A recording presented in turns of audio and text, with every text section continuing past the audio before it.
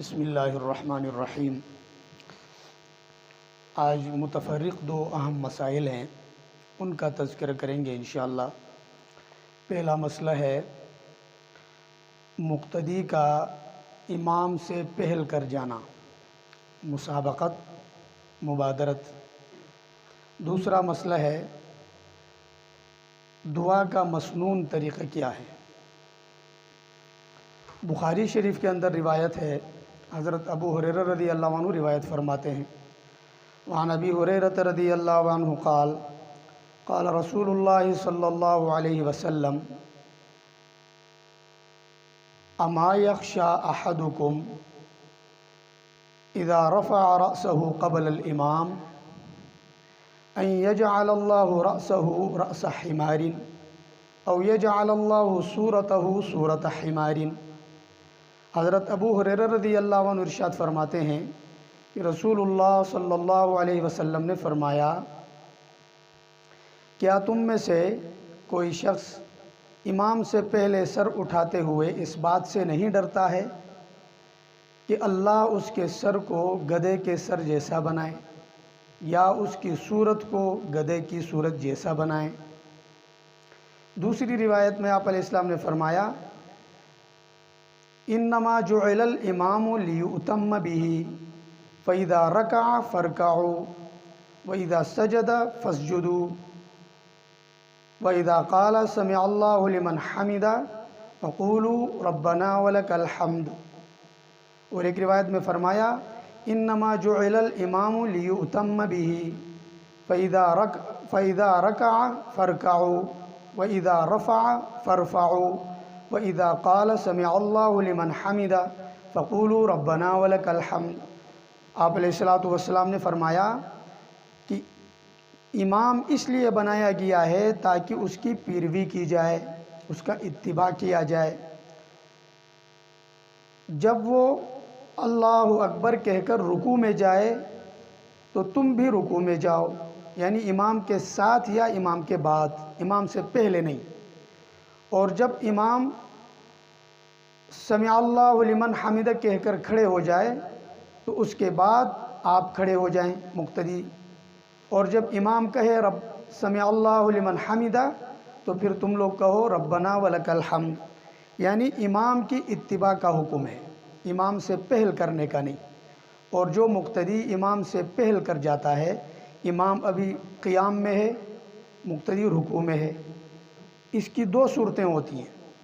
ایک صورت میں مقتدی کی نماز شدید مکروہ تحریمی ہے، اور دوسری صورت میں مقتدی کی نماز سرے سے فاسد ہو جاتی ہے۔ دونوں صورتیں ناجائز ہیں۔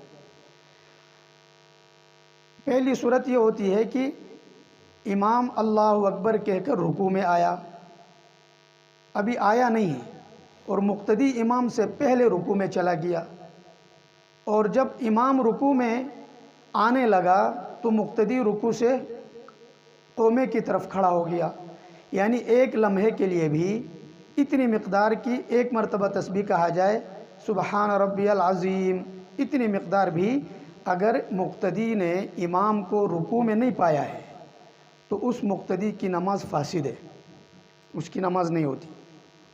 اور اگر مقتدی نے امام سے پہل کر کے رکوع میں گیا یا سجدے میں گیا اور پیچھے سے امام بھی رکوع میں آیا، ایک لمحے کے لیے بھی اتنی مقدار سبحان ربی العظیم، بس اتنی سی مقدار بھی اگر مقتدی نے امام کو رکوع میں پا لیا یا سجدے میں پا لیا، اتنی مقدار، تو نماز مقتدی کی فاسد تو نہیں ہوگی، لیکن یہ صورت بھی مکروہ تحریمی ہے، یہ بھی ناجائز ہے۔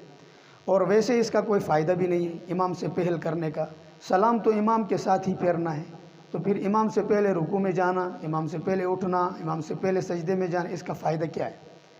اس لیے شدید وعید بیان کی گئی ہے حدیث میں، اس سے بچنا چاہیے۔ دوسرا مسئلہ ہے دعا کا مسنون طریقہ کیا ہے۔ دعا کا مسنون طریقہ یہ ہے احادیث کی روشنی میں کہ دونوں ہاتھوں کو کی ہتھیلیوں سے، پشتوں سے نہیں، ہتھیلیوں سے، ہتھیلیاں پھیلا کر ہتھیلیوں سے دعا مانگا جائے۔ حتی الامکان اگر ممکن ہو سکے تو قبلے کی طرف رخ بھی ہو، دو زانو بھی ہو، کوئی شرعی عذر وغیرہ نہ ہو، تو دونوں ہاتھوں کو اٹھائے، سینے تک لے کر آئے، سینے تک، اور دونوں ہاتھوں کے بیچ میں تھوڑا سا خلا بھی رکھے۔ والافضل فی الدعاء ان یبسط کفیہ ویکون بینہما فرجا، دونوں ہاتھوں کے بیچ میں تھوڑا سا خلا رکھے۔ بعض لوگ اس طرح ہاتھ پھیلاتے ہیں، یہ خلاف سنت ہے۔ بعض لوگ یوں کرتے جیسے فریادی ہوتے، بہت زیادہ التجا، یہ بھی خلاف سنت ہے۔ دونوں ہاتھوں کو پھیلایا جائے، اور بعض لوگ نیچے زانوں کے اوپر یوں رکھتے ہیں، یا بعض لوگ زمین پہ رکھتے ہیں یوں کر کے۔ یہ تمام صورتیں خلاف سنت ہے، آداب کے خلاف ہے۔ اس لیے کہ ہم ہاتھ اللہ کے سامنے پھیلا رہے ہیں۔ کسی بادشاہ کے سامنے جائیں تو کتنی آداب کی رعایت ہوتی ہے، کسی وزیر کے سامنے جائیں تو کیسے بالکل اپنے کپڑوں کو بھی دیکھتے ہیں، چہروں کو بھی دیکھتے ہیں، آئینے کے سامنے 3-4 دفعہ جاتے ہیں، میں فٹ ہوں، میں جا سکتا ہوں وزیر صاحب کے سامنے۔ اللہ کے سامنے جب ہم آئیں تو عاجزی انکساری جتنا ہو سکے اللہ کے سامنے انسان عاجز ہے، عاجز بن کے اللہ کے سامنے آئے، سینے کے سامنے آئے، اور اپنے ہتھیلیوں کی طرف دیکھتے ہوئے۔ بعض لوگ آسمان دیکھتے ہیں، اوپر آسمان کی طرف دیکھ کے دعا مانگتے ہیں۔ اللہ شہرک سے بھی زیادہ قریب ہے، نحن اقرب الیہ من حبل الورید، اللہ فرماتے ہیں اوپر کہاں دیکھ رہے ہو، میں تمہاری شہرک سے بھی زیادہ قریب ہوں۔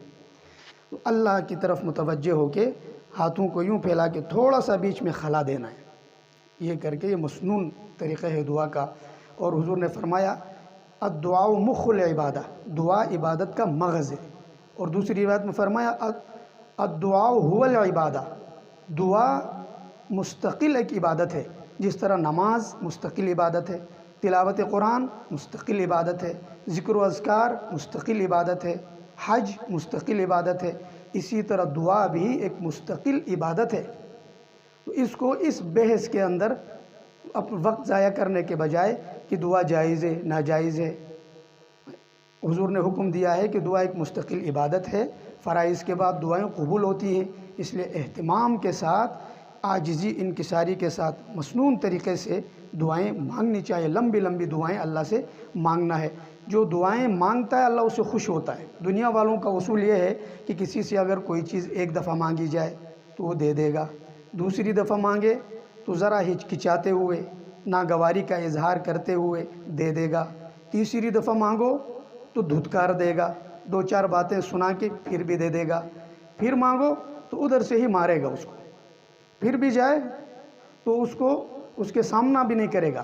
لیکن اللہ کریم وہ ذات ہے کہ فرماتے ہیں کہ میرا بندہ جتنا مجھ سے زیادہ مانگنے والا ہے وہ میرا محبوب بندہ ہے، اور جو اللہ سے مانگتا نہیں، اللہ فرماتے ہیں مجھے یہ شخص پسند نہیں ہے، جو دعائیں نہیں مانگتا اللہ سے۔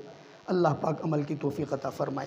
الحمدللہ رب العالمین، والصلاة والسلام علی سید الانبیاء والمرسلین۔ ربنا ظلمنا انفسنا وان لم تغفر لنا وترحمنا لنكونن من الخاسرین۔ ربنا اغفر لنا ولاخواننا الذين سبقونا بالایمان ولا تجعل في قلوبنا غلا للذين آمنوا ربنا انك رؤوف رحیم، ربنا انك رؤوف رحیم، ربنا انك رؤوف رحیم۔